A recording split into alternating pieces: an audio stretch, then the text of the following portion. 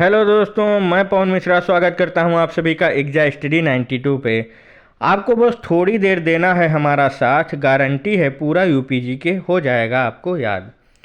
तो प्यारे दोस्तों, आप सभी को पता होगा कि यूपीजी के उत्तर प्रदेश विशेष की रामबाण सीरीज चल रही है। उत्तर प्रदेश जीके की रामबाण सीरीज चल रही है। इसमें आपकी तीसरी क्लास है। इसमें आपकी ये तीसरी क्लास है। आज का हमारा टॉपिक है यूपी का भौतिक विभाजन। आज हम लोग देखेंगे यूपी का भौतिक विभाजन।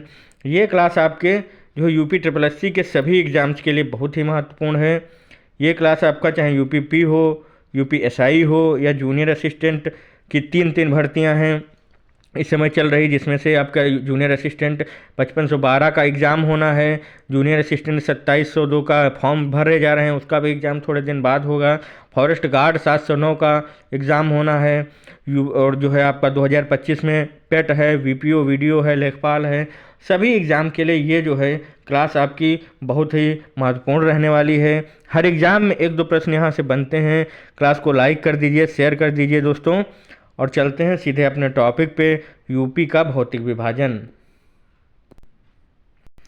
तो यूपी का भौतिक विभाजन ये आपका उत्तर प्रदेश सामान्य ज्ञान की तीसरी क्लास है। आज का टॉपिक है यूपी का भौतिक विभाजन। यूपी का भौतिक विभाजन के क्रम में देखेंगे दोस्तों, सबसे पहले आता है आपका भाबर क्षेत्र। इसका निर्माण है जो कंकड़ पत्थर से होता है, और उसका विस्तार जो है आपका सहारनपुर से लेकर कुशीनगर तक है। 34 किलोमीटर का है ये एरिया। सहारनपुर से कुशीनगर तक इसका विस्तार है। सहारनपुर का एरिया आपका जो है 34 किलोमीटर तक है। पश्चिम से पूर्व की ओर चौड़ाई घटती जाती है। ये जो है भाबर क्षेत्र का जो पश्चिम से पूर्व की तरफ जब चलेंगे तो आपकी चौड़ाई घटती जाती है और नदियाँ अदृश्य हो जाती हैं। नदियाँ अदृश्य हो जाती हैं। आगे चलते हैं। दूसरा आता है आपका तराई क्षेत्र। दूसरा कौन सा आता है? तराई क्षेत्र। तराई क्षेत्र का निर्माण जो है महीन कणों, दोमट प्रकार की मिट्टी होती है, महीन कणों से होता है। दोमट प्रकार की ये मिट्टी होती है। जो है भाबर के बाद जो आता है तो नीचे जो है महीन कण हो जाते हैं। नदियों से लाई गई मिट्टी जो है महीन हो जाती है, तो उसको जो है तराई क्षेत्र बोलते हैं। जो है इसमें नदियाँ होती हैं वो धीरे धीरे दिखाई देने लगती हैं। नदियाँ क्या होती हैं? दिखाई देने लगती हैं। क्वेश्चन पूछा जाता है कि नदियाँ अदृश्य कहाँ होती हैं, तो आपको बताना है भाबर क्षेत्र में। भाबर क्षेत्र मतलब पहाड़ी क्षेत्र से नीचे बढ़ते हैं जब, तो भाबर क्षेत्र पहले शुरू होता है जहाँ पहाड़ कंकड़ पत्थर बड़े बड़े होते हैं, उसमें नदियाँ अदृश्य रहती हैं। उसके बाद में जो नीचे थोड़ा और बढ़ने पर जो है महीन कण, छोटे छोटे पत्थर के बचते हैं, बहुत ही महीन कण, उसको तराई क्षेत्र बोलते हैं। वहाँ नदियाँ दिखाई देने लगती हैं आपकी, और इसे दलदली क्षेत्र भी बोलते हैं। जो आपका तराई क्षेत्र है इसे दलदली क्षेत्र भी बोलते हैं। जलवायु यहाँ की उष्ण आर्द्र है या स्वास्थ्य के लिए अच्छी होती है। इस क्षेत्र में आपकी मुख्यतः जो है कौन कौन सी बीमारियाँ देखने को मिलती हैं? मलेरिया, फाइलेरिया और जापानी इन्फ्लुएंजा। पेयजल आसानी से यहाँ उपलब्ध हो जाता है, और इसकी जो है वनस्पति आपकी साल, सेमल, साखू और हद्दू काफ़ी मात्रा में मिलती है। उपज की फसल के बारे में बात करें तो तराई क्षेत्र में आपका मुख्यतः धान और गन्ना जो है मुख्य फसल रहती है। तराई क्षेत्र में आपका गन्ना और धान बहुतायत मात्रा में पाया जाता है। आगे बढ़ते हैं धीरे धीरे। इसका विस्तार जो है सहारनपुर से कुशीनगर, सहारनपुर में चौड़ाई कम और कुशीनगर तरफ चौड़ाई जो है बढ़ती जाती है, जबकि पिछली वाली भाबर में क्या था? चौड़ाई घटती जाती थी, इसमें बढ़ती जाती है। और तीसरा आपका आ जाता है मध्य का मैदान। इसमें मध्य के मैदान में आपकी जलोढ़ मिट्टी पाई जाती है, जो दो टाइप की होती है, खादर और बांगर। खादर और बांगर। आगे चलते हैं। बांगर क्या होती है? जहाँ पर बांगर क्या होती है?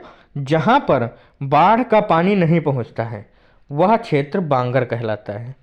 जहाँ पर बाढ़ का पानी नहीं पहुँचता है वो क्षेत्र बांगर क्षेत्र कहलाता है, और इसे जो है प्राचीन जलोढ़ मिट्टी भी बोलते हैं। बांगर मिट्टी को प्राचीन जलोढ़ मिट्टी बांगर क्षेत्र को बोलते हैं। और खादर में क्या होता है? इसमें जहाँ बाढ़ का पानी आसानी से पहुँच जाता है, बाढ़ का पानी आसानी से पहुँच जाता है, तो उस क्षेत्र में जो है चेंजेस भी देखने को मिलते हैं। उसको जो है खादर क्षेत्र कहा जाता है। इसे नवीन जलोढ़ मिट्टी यहाँ पाई जाती है। क्वेश्चन पूछ लेता है नवीन जलोढ़ से और प्राचीन जलोढ़ से, तो खादर जहाँ पे आएगा आपको नवीन जलोढ़ ध्यान रखना है, और बांगर जहाँ पे आएगा वहाँ प्राचीन जलोढ़ ध्यान रखना है। ढाल जो है उत्तर पश्चिम ऊंचाई उत्तर पश्चिम से दक्षिण पूर्व की तरफ ढाल है, और ऊंचाई 300 मीटर से पूर्व की तरफ 80 मीटर है। फसलें जो हैं इसमें रबी और खरीफ की फसलें जो है बहुतायत मात्रा में देखने को मिलती हैं। आगे चलते हैं दोस्तों। अब आ जाता है आपका बीहड़, सॉरी दोस्तों, अब आ जाता है आपका बीहड़। अवनलिका अपर्दन से बीहड़ बनते हैं। इसमें अवनलिका अपर्दन होता है। चंबल व उसकी सहायक नदियों के द्वारा बीहड़ों का निर्माण कराया जाता है। चंबल जो है बीहड़ के लिए प्रसिद्ध है आपका चंबल, और चंबल क्षेत्र जो है प्रसिद्ध है। और चंबल नदी और उसकी जो सहायक नदियां हैं उनसे बीहड़ का निर्माण होता है। अवनलिका अपर्दन होता है इसमें। अगला भाग आ जाता है आपका दक्षिण का पठारी भाग। दक्षिण का पठारी भाग प्रायद्वीपीय पठार उत्तरी भाग है। प्रायद्वीपीय पठार का उत्तरी भाग ये है दक्षिण का पठारी भाग। निर्माण इसका विंध्यन श्रेणी क्रम की चट्टान से प्रेकैम्बियल काल की है। जो विंध्यन श्रेणी है वो प्रीकैम्बियन काल की है। विंध्यन श्रेणी क्रम की चट्टान से निर्माण हुआ है इसका। बघेलखंड, बुंदेलखंड और मध्य भारत का पठार इसमें आता है। बघेलखंड, बुंदेलखंड और मध्य भारत का पठार इसमें आता है। बुंदेलखंड के बारे में देखें। इस क्षेत्र में नीस प्रकार की चट्टान पाई जाती है। इसमें क्वार्टज व फेल्डस्पार पाया जाता है। क्वार्टज मतलब बलुई मिट्टी होती है और फेल्डस्पार में चिकनी मिट्टी होती है। आगे बढ़ते हैं। आगे आ जाता है पूरे इलाके में चूना पत्थर, डोलोमाइट व बलुआ पत्थर पाया जाता है। इम्पॉर्टेंट है आपका, ध्यान देंगे इस पर, इम्पॉर्टेंट है ये बहुत इम्पोर्टेंट हो जाता है, ध्यान देंगे। दक्षिण के पठारी भाग में पूरे पठारी इलाके में चूना पत्थर तथा डोलोमाइट बलुआ पत्थर पाया जाता है। यहाँ से क्वेश्चन पूछा जाता है दक्षिण के पठारी भाग में जो है चूना पत्थर, डोलोमाइट और बलुआ पत्थर पाया जाता है। औसत ऊंचाई जो है इसकी 300 मीटर होती है। औसत ऊंचाई कितनी होती है? 300 मीटर होती है। औसत ऊंचाई 300 मीटर। पठारी क्षेत्र का ढाल दक्षिण से पूर्व की ओर होता है। पठारी क्षेत्र का ढाल दक्षिण से पूर्व की ओर होता है। और प्रमुख नदी इसकी चंबल, काली सिंध, बेतवा, केन और सोन है। इसकी प्रमुख नदी चंबल, काली सिंध, बेतवा, केन और सोन है। जलवायु जो है तापमान अधिक व वर्षा कम होती है। यहाँ तापमान अधिक होता है और वर्षा कम होती है। वनस्पति में यहाँ छोटे पेड़ होते हैं। और फसल की बात करें तो ज्वार, गेहूँ, चना, मसूर इत्यादि जो है पाई जाती हैं। यहीं तक था दोस्तों। इसकी फसल तक देखते हैं। ज्वार, गेहूँ और चना, मसूर इत्यादि पाई जाती है। तो यहीं तक था दोस्तों। क्लास कैसी लगी बताइए। रोज़ाना जुड़ना ना भूलें शाम 5 बजे स्टैटिक जीके में और UP GK. Like, share, subscribe कर दीजिए चैनल को। और क्लास कैसी लगी कमेंट बॉक्स में जाके बताइए। हमारे चैनल पर सभी एग्ज़ाम से रिलेटेड आपको अपडेट दी जाती हैं। किसी भी अपडेट के लिए आप हमारे चैनल पर कमेंट बॉक्स में कमेंट करें, आपको तुरंत अपडेट मिलेगी। बेल आइकन प्रेस कर लें जिससे कि आने वाली वीडियो की आपको अपडेट मिल जाया करे। किसी भी टॉपिक पर वीडियो चाहिए या किसी भी एग्ज़ाम से रिलेटेड जो है जानकारी चाहिए, तुरंत कमेंट बॉक्स में कमेंट करें। हर चीज़ के लिए हम 24 घंटे उपलब्ध हैं।